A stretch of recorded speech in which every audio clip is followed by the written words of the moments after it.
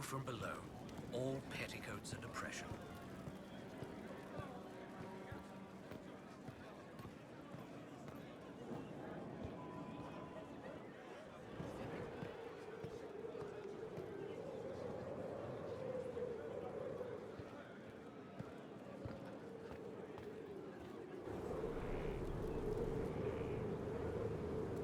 My dear, I'm afraid I must ask you for help.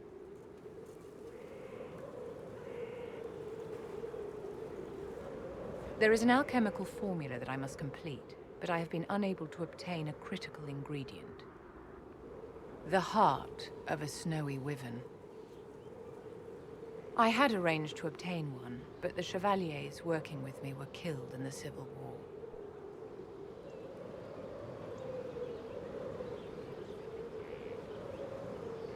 I'm not a hunter. Why do you think I can help? This beast is not hunted for sport, as other wyverns sometimes are. It is far more deadly. In the past, chevaliers have been dispatched to either kill the creatures or drive them away from villages. Since my chevaliers have fallen to political conflict, I find myself in need of someone with a martial aptitude.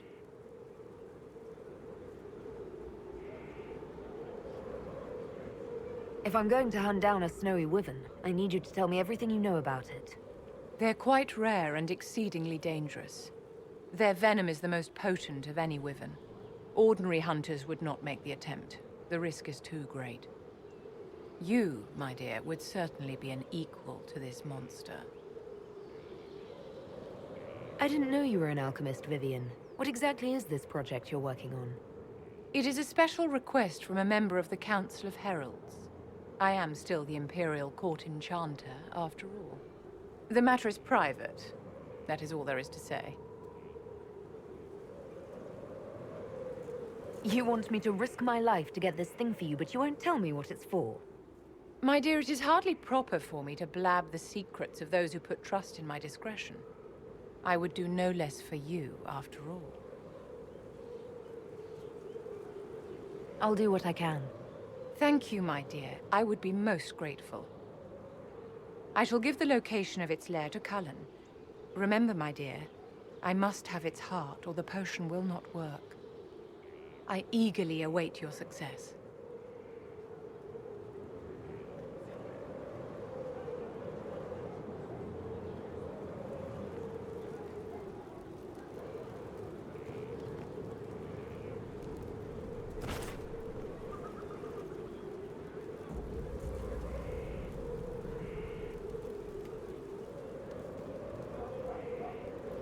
You walked physically through the Fade. Please tell me what you remember.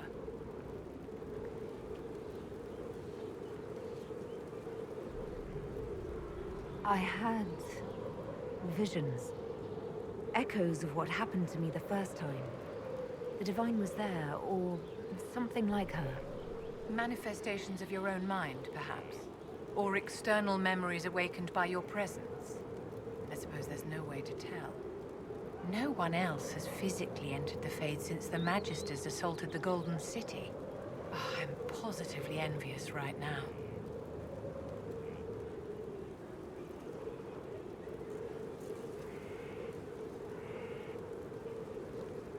I wanted to ask you about the Circle of Magi.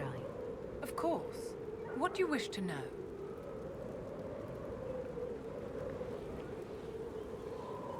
I've never been to the Montsemal Circle. What was it like? A place of great history and tradition, with the greatest library of magical history outside of the Imperium. It was deeply involved in the Great Game, as you might expect of anyone living in Orlais. The mages there were quite competitive, but it was stimulating to be always pushed to exceed the abilities of my peers.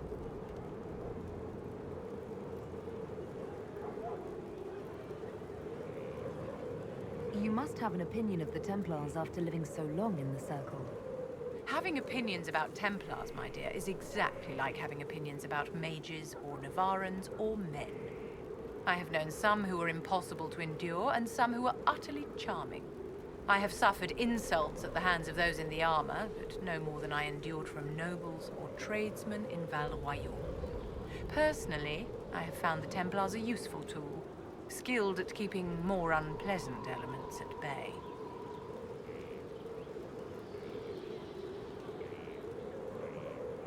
How did we come to this state with the circles in revolt? You, my dear, are far too wise not to have realized that many of our colleagues live with their eyes closed. Safe from the world inside their towers, they thought only of the Templars and their own resentment. Kirkwall gave the world a reason to remember its fear of magic. A mage killed hundreds with a snap of their fingers. Across Thedas, a new, tangible fear of magic grew. Commoners and nobles alike called out to the Chantry for protection. But the malcontents in the towers thought nothing of this. They cared only for themselves and for their anger at the new Templar restrictions. When a mage attempted to assassinate Divine Justinia, again, the mages protested the investigation. The leadership chose to vote on independence based on the intolerable conditions imposed by the Templars, sparing no thought to the fact that magic was more feared in the aftermath of these attacks than it had been since Tevinter's day. So long as they had their freedom, they could care little for riots, angry mobs, or about pitting mages against each other.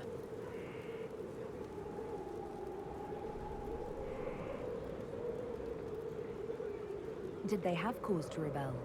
In the aftermath of their terrorist attacks? Was that really the most opportune time to break away? By all means, protest abuses by the Templars. Just don't do it in a way that says mages support wholesale murder. By voting when they did, my colleagues all but declared war upon the ordinary people of Thedas. A war in which we are outnumbered 100 to 1.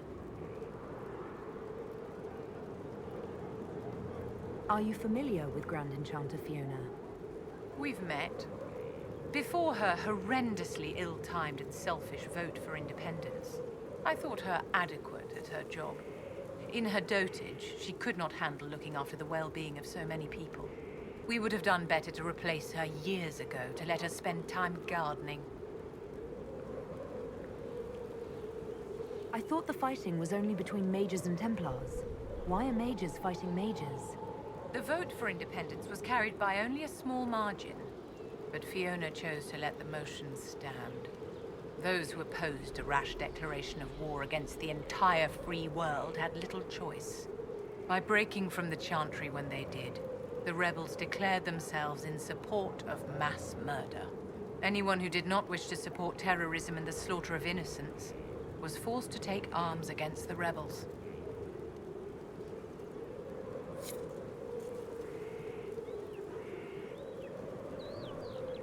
Did you need something, darling?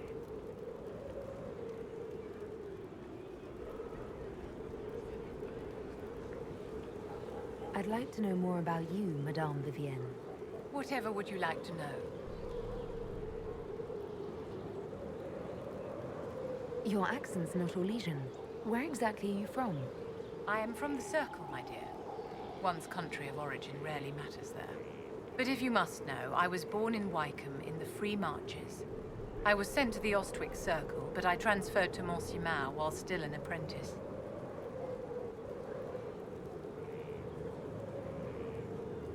I'm curious how a circle mage winds up a courtier. Nobody winds up at court, my dear. It takes a great deal of effort to arrive there. I caught the eye of Duke Bastien de Ghislaine, an advantageous connection that opened many doors. When the position of Enchanter to the Imperial Court became vacant, I was able to secure it.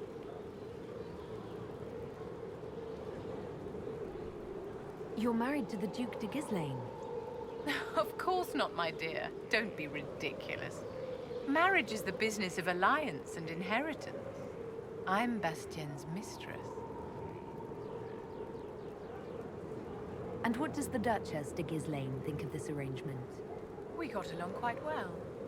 Duchess Nicoline and I used to host musical salons together. She was a great patron of the arts. She passed away from a fever a few years ago, the poor dear.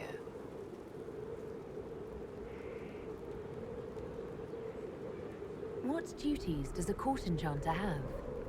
I am tasked with providing assistance to the Empress on arcane matters. Most of my predecessors restricted this to lighting lamps and doing parlor tricks. In such troubled times as these, however, I provide political advice to Her Majesty on the subject of the Mage Rebellion.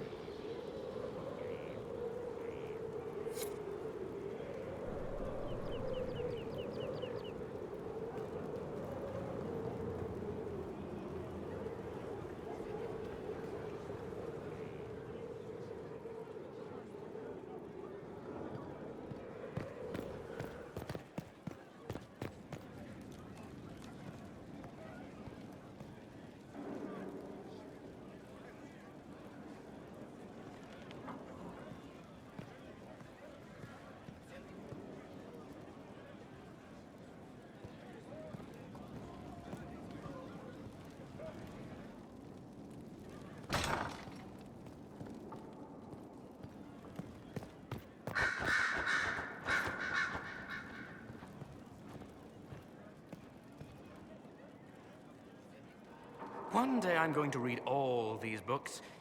One day, when I have time.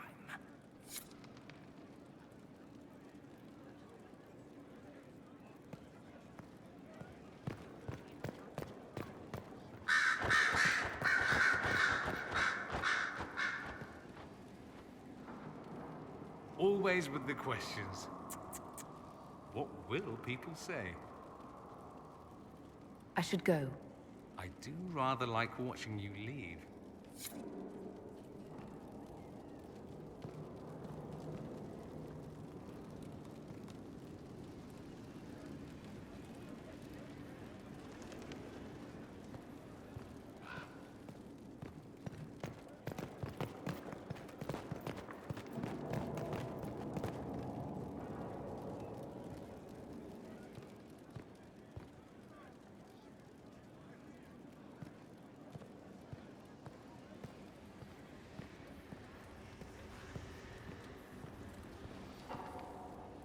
Good afternoon.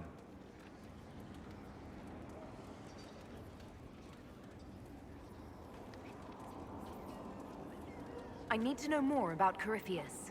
He has lost his army, and he has lost Orlais. That eliminates military or political means to rebuild Tevinter. He will need to demonstrate that no one in this world can stand against his magic. It will not be subtle. I'd like to hear more about what you saw in your exploration of the Fade. I would be happy to share it with you. Tell me about the old ruins you explored. I found the ruin of Barandur, a lost Tevinter city buried deep beneath a dead and barren wasteland.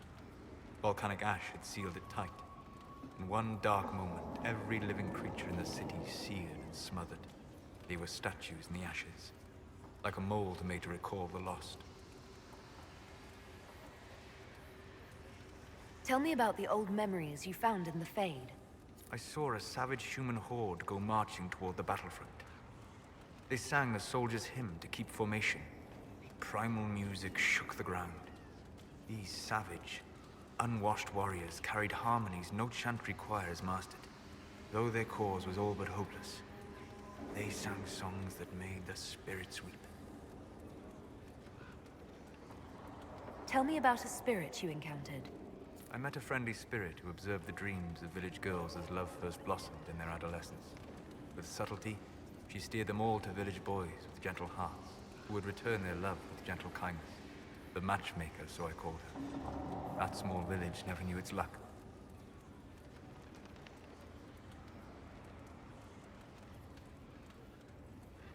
We'll talk later. Goodbye.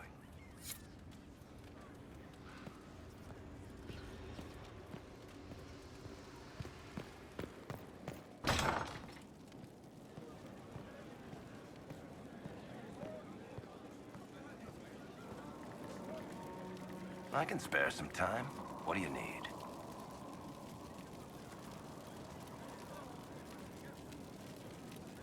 Can I ask you something, Varric? You want to talk about me? I'm flattered. Also inclined toward extravagant lies. Are you from Ferelden? Orlais? Free marches, born and raised in Kirkwall. And despite whatever you've heard, no. Kirkwall's not that bad. How do you and Cassandra know each other? You heard about the Kirkwall Chantry being destroyed? The guy responsible used to be a friend of mine. The Seeker had questions about that, and I had answers. I'm not clear on your line of work. You're a merchant? I'm a businessman. My family has a seat in the Dwarven Merchants Guild. Merchants buy and sell goods. Businessmen buy and sell stores. In my spare time, I manage a spy network, and occasionally, I write books.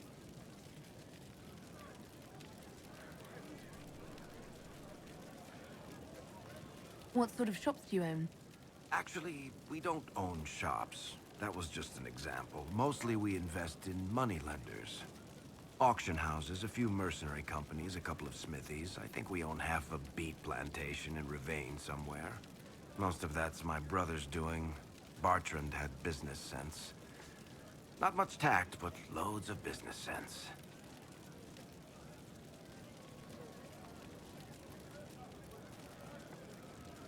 You're an author. What kind of books have you written? I've tried my hands at a few genres. My crime serials are my most popular. Hard in Hightown, guards breaking the rules to get things done. The Tale of the Champion is the most famous thing I've written, or infamous maybe. And well, you already know about Swords and Shields. To be honest, it's not a great serial. I don't have the knack for romances. Most of my stories end in tragedy. Probably that says something unfortunate about me personally. If you've run a spy network, why is Leliana our spy master? To be honest with you, she's just a better spy master. The truly great ones can keep their distance. They don't get attached to their people. Me, I always wind up babysitting my informants and worrying about their families. We're in better hands with her. Thanks, Varric. No problem.